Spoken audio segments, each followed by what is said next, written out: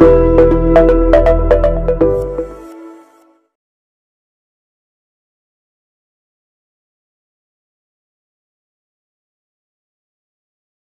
po tayo ng sardinas with sotanghon and malunggay.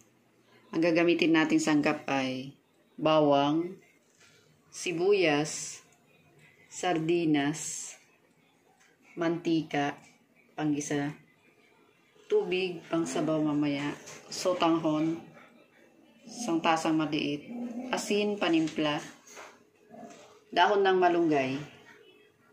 Ngayon po ay magigisa na tayo. Maglagay na po tayo ng mantika, mga isang kutsara lang. Panggisa lang sa mga ricado. Isa na po natin yung bawang. Isa lang ng konti. Pwede na natin isunod yung sibuyas.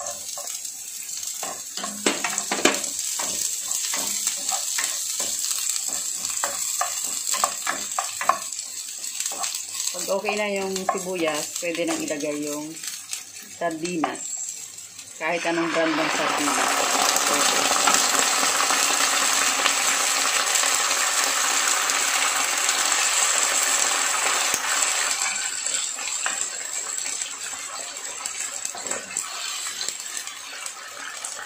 Lagyan natin ng kunting tubig. Nasa sa inyo kung gusto nyo marami.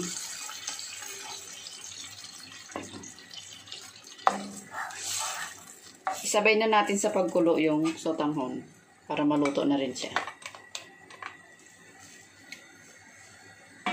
Lagyan natin ng kunting asin panimpla. Kalahating kutsarita muna. Mamaya na lang pagkulang. Takpan po muna natin. Hintayin natin kumulo para maluto yung sotanghon. Tingnan po natin. Yan, okay na po yung sotanghon kaya pwede nang ilagay yung dahon ng malunggay. Isang tasa lang.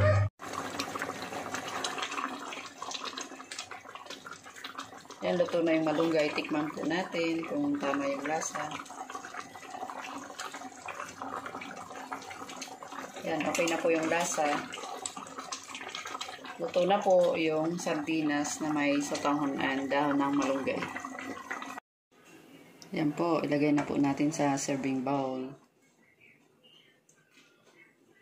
Sardinas with sotanghon and dahon ng malunggay.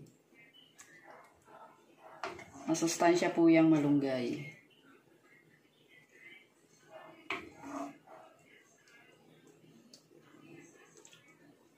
Ayan. Pwede nang kumain.